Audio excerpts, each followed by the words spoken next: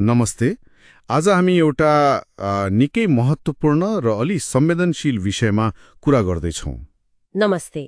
हो, आजको हाम्रो विषय एकजना समर्पित शिक्षक भूपेन्द्र सरको कथा हो। उहाँको एउटा अप्रत्याशित सरुवा, होइन, जसले विद्यालय र समुदायमा ठूलै तरङ्ग ल्यायो। हो, एकदमै। हामीले यो छलफल गुरुजीको न्यायको लडाई भन्ने एउटा नाटकको अंशमा आधारित रहेर गर्दैछौँ। नाटकमा आधारित रमाइलो हुने भयो। हाम्रो उद्देश्य के हो त आज? अब हाम्रो उद्देश्य चाहिँ भूपेन्द्र सरको योगदानलाई हेर्ने अनि त्यो सरुवा किन भयो, त्यसको पछाडि के कारण हुन सक्छ, त्यो केलाउने हो। अनि समुदायको प्रतिक्रिया कस्तो रह्यो, विद्यार्थी, अभिभावक, सहकर्मीहरूले के गरे? हो, त्यो सबै पक्ष हेर्छौँ।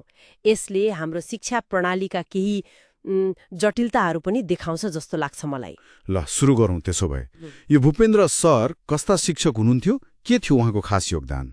उहाँ नाटक अनुसार गणित र विज्ञानको त एकदमै अब्बल शिक्षक। म्याथ्स र साइन्सको? हो, तर उहाँको काम कक्षामा मात्रै सीमित थिएन। उहाँ त परीक्षा संयोजक पनि अनि आइसिटी प्रमुख पनि। आइसिटी प्रमुख भनेपछि कम्प्युटर प्रविधितिर पनि सक्रिय? एकदमै। खेलकुद, अतिरिक्त क्रियाकलाप सबैमा उहाँकै नेतृत्व जस्तो थियो। अनि उहाँकै पालामा एसईईमा 100% नतिजा आएको रे। ओहो, 100%! त्यो त ठूलो कुरा हो। हो नि।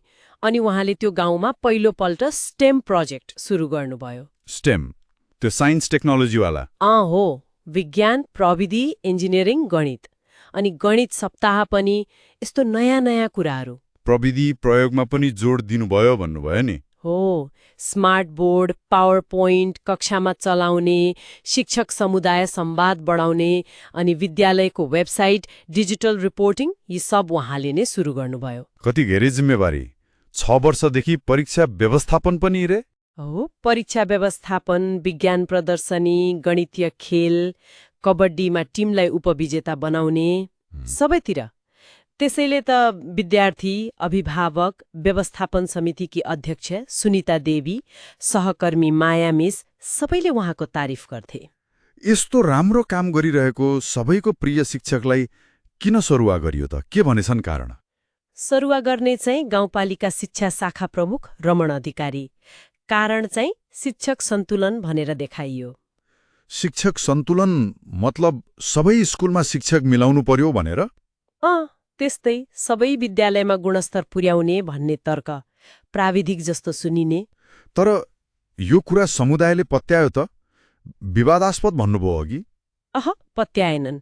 नाटकमा त रमण अधिकारीमाथि व्यक्तिगत पूर्वाग्रह साधेको, ईर्ष्या गरेको आरोप छ। ईर्ष्या? किन नि? अब भूपेन्द्र सरको लोकप्रियता उहाँको काम देखेर होला।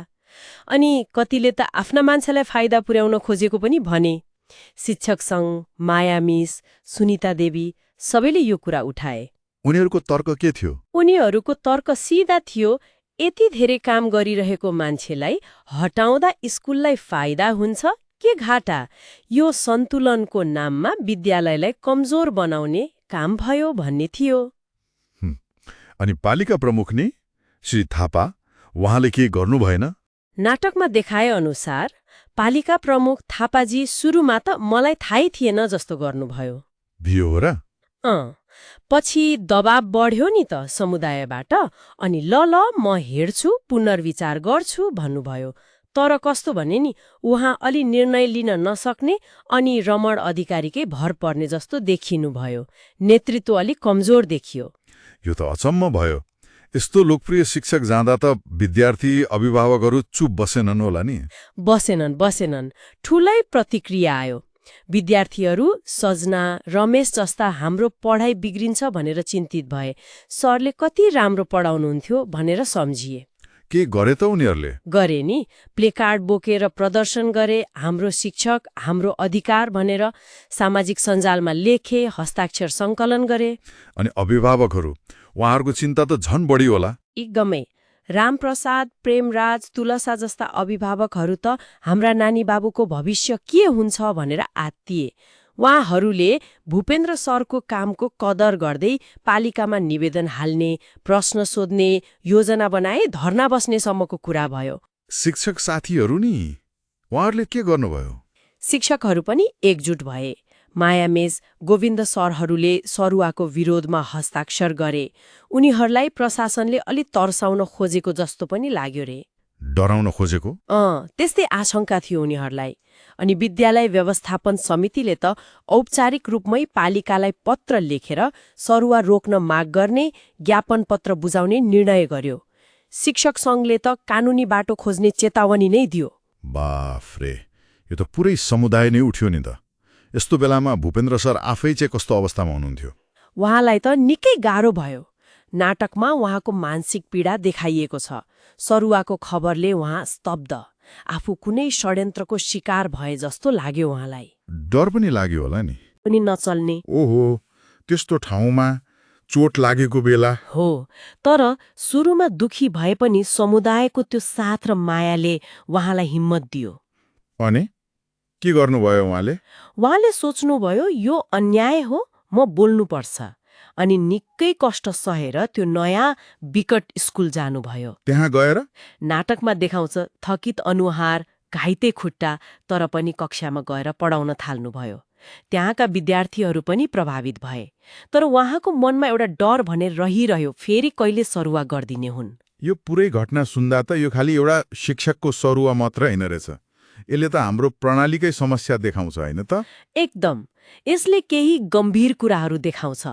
पहिलो, कहिलेकाहीँ नियम कानून भन्दा पनि व्यक्तिगत रिसिभी स्वार्थ हावी हुँदो रहेछ। दोस्रो, जसले राम्रो काम गर्छ, जसले उत्कृष्टता देखाउँछ, उसैलाई कदर गर्नुको सट्टा उल्टे दण्ड दिने जस्तो प्रवृत्ति पनि देखियो। यसले त अरूलाई पनि किन राम्रो काम गर्नु भन्ने बनाउँछ नि। हो नि, निराशाजनक कुरा भयो यो त। तेस्रो, नेतृत्व। पालिका प्रमुख जस्तो मान्छे कमजोर हुँदा, निर्णय गर्न नसक्दा कसरी प्रशासकले शक्तिको दुरुपयोग गर्न सक्छ भन्ने पनि देखियो। अनि चौथो, शिक्षकको मनोबल कसरी गिर्छ र न्याय माग्ने ठाउँ कति कमजोर छ भन्ने पनि यसले देखाउँछ। मतलब एउटा गलत निर्णयले कति धेरै असर पार्यो शिक्षकको गुणस्तर, शिक्षकको मन, समुदायको भावना सबैतिर। हो, र यो घटनाले हामीलाई एउटा निकै आधारभूत प्रश्न सोध्न बाध्य बनाउँछ जस्तो लाग्छ। कस्तो प्रश्न? हामीले शिक्षकको योगदानलाई कसरी हेर्ने? के त्यो खालि परीक्षाको नतिजा र केही तथ्याङ्क मात्र हो, कि त्यो शिक्षकले विद्यार्थीको जीवनमा, सहकर्मीमा, समुदायमा ल्याएको समग्र परिवर्तन, त्यो विश्वास, त्यो प्रेरणा, त्यो महत्त्वपूर्ण हो? गहिरो प्रश्न हो यो।